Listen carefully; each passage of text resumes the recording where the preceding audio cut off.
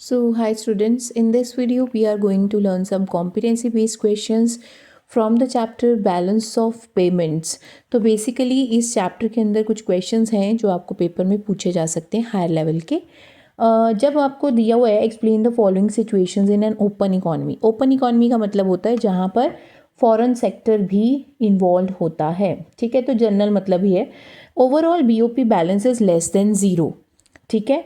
तो इसका मतलब क्या है, सबसे पहले तो ये समझना है। और लिखा है reserve change is more than zero. ये तीन केसेस दिए हैं, बी एंड सी ऑल्सो। तो आपको करना क्या है, ये समझना है सबसे पहले कि वैसे जो बीओपी का बैलेंस होता है वो ये कहता है कि current account plus capital account should be equal to zero, मतलब दोनों अकाउंट बैलेंस होने चाहिए। अब यहाँ पे ये क्या कह रहा है कि ओवरऑल बीओपी बैलेंस जो है वो लेस देन ज़ीरो है। इसका मतलब कि वो कम है। तो जो चीज़ कम होगी तो उसको कैसे कंप्लीट करेंगे, हम ऑफिशियल रिजर्व से कंप्लीट करेंगे। और इसका मतलब रिजर्व चेंज क्या होगा, ज़्यादा होगा।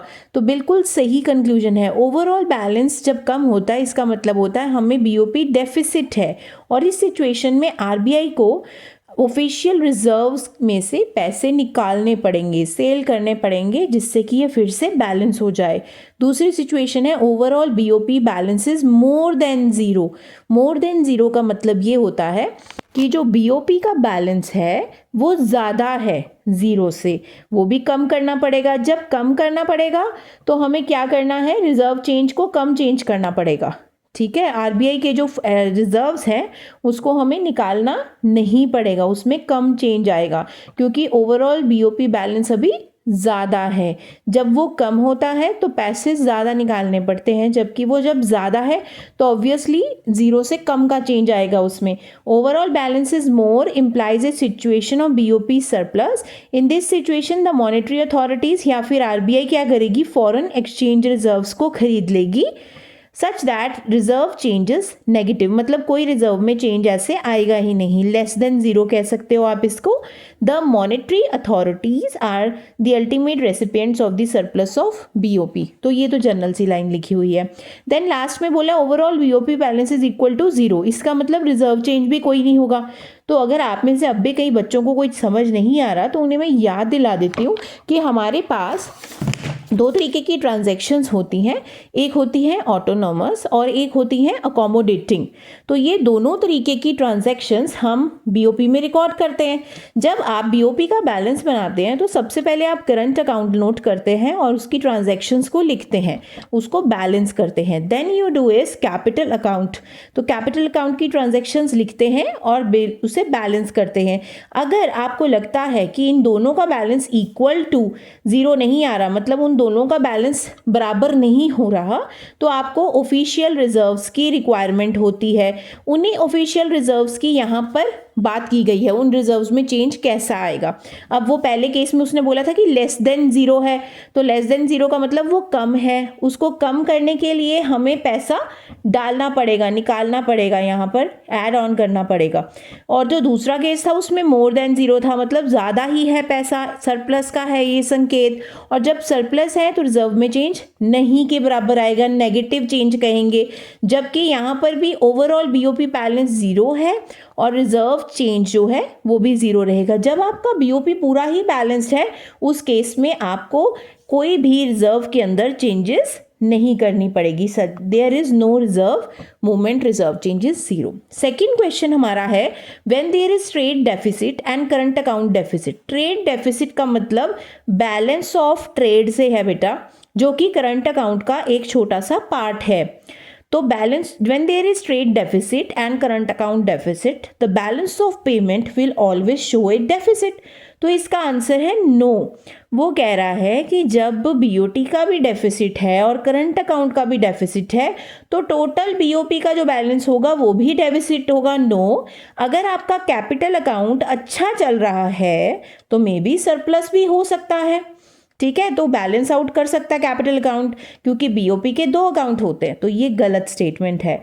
फिर अगला क्वेश्चन है trade deficit must exist if a country is facing A situation of current account deficit, defend और रिफ्यूट। तो ये भी स्टेटमेंट को आप रिफ्यूट करेंगे क्योंकि वो कह रहा है कि बीओटी में डेफिसिट होना ही होना चाहिए अगर करंट अकाउंट डेफिसिट है। ऐसा ज़रूरी नहीं है, ये भी हो सकता है कि बीओटी आपका सरप्लस में हो बट जो इसकी दूसरी अमाउंट्स हैं जैसे फॉर एग्जांपल सर्विसेज का balance of services, unilateral transfer या फिर कोई इनकम का जो फ्लो है, मे बी हो सकता है कि करंट अकाउंट के दूसरे हिस्से उसको डेफिसिट में ले जाए। तो ज़रूरी नहीं है कि ट्रेड डेफिसिट की वजह से ही करंट अकाउंट डेफिसिट होता है।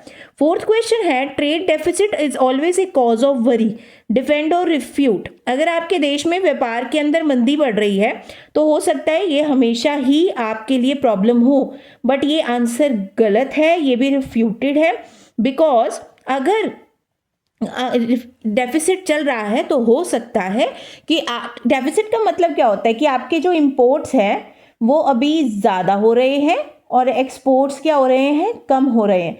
हो सकता है कि लोग अभी एक्सपोर्ट नहीं कर रहे और लोग क्या कर रहे हैं, देश में इन्वेस्टमेंट कर रहे हैं, मतलब प्रोडक्शन नहीं कर रहे अभी बट कुछ इन्वेस्टमेंट में पैसा लगा रहे हैं। It reflects a rise in investment which will build the capital stock and increase the future output of economy.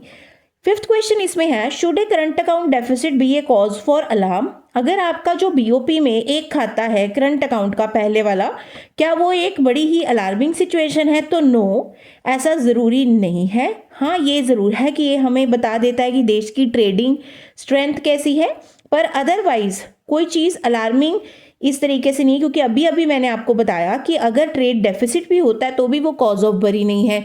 तो अगर करंट अकाउंट का डेफिसिट है वो भी हम कैपिटल अकाउंट से पूरा कर सकते हैं। तो it is not a cause of alarming situation in a country. इस तरीके का भी क्वेश्चन आ सकता है if inflation is higher in country A than in country B and the exchange rate between two countries is fixed. Exchange rate का मतलब समझते हो ना, दोनों में डॉलर की वैल्यू सेम ही है, बट प्रॉब्लम क्या है कि ए जो कंट्री है उसमें इन्फ्लेशन है और बी में नहीं है। आपने बताना है कि ट्रेड का क्या हालात होंगे दोनों देशों में।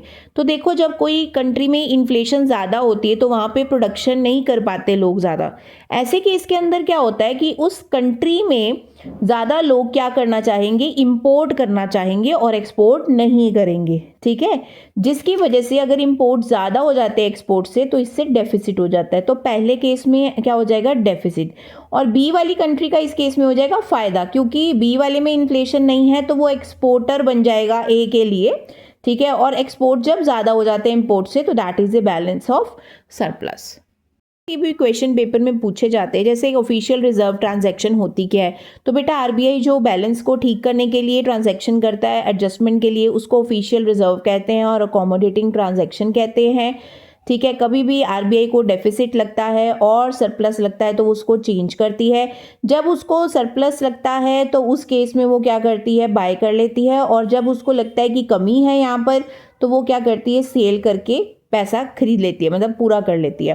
इसके अलावा ऑफिशियल रिजर्व के अलावा आपको ऐसे पूछा जा सकता है कि बैलेंस ऑफ इंडिया पेमेंट पे, ये बैलेंस ऑफ पेमेंट का क्या असर होगा। मेक इन इंडिया प्रोग्राम में क्या होता है, प्रोडक्शन बढ़ जाती है देश में, जिससे एक्सपोर्ट ज़्यादा हो जाएगा और देश में इंपोर्ट कम हो जाएगा। ठीक है, बीओपी के लिए फेवरेबल है। इंपोर्ट ऑफ पल्सेस, जब बाहर से पल्सेस ज़्यादा आने लग जाएंगे तो इससे नेगेटिव इम्पैक्ट पड़ेगा देश में और हमारा बीओपी का जो इम्बैलेंस हो जाएगा। Then government takes measure to restrict autonomous import of gold. Autonomous से डरना नहीं है, ऑटोनोमस का मतलब होता है इंडिपेंडेंट, जो प्रॉफिट मेकिंग के लिए किया जाता है। तो लोग जो अनलिमिटेड गोल्ड आने नहीं देते, जैसे दुबई से लोग लेके नहीं आ पाते, वो ऐसा क्यों करते हैं? वो ऐसा इसलिए करते हैं ताकि लोग फालतू में पैसा बाहर ना बेचें। मतलब हमारे देश का फॉरेन एक्सचेंज कम हो जाएगा अगर हम, क्योंकि गोल्ड महंगा होता है। सो बीओपी के डेफिसिट से बचने के लिए सरकार ऐसा करती है, बीओपी की पोजीशन को ठीक करने के लिए, कि वो रिस्ट्रिक्ट कर देती है।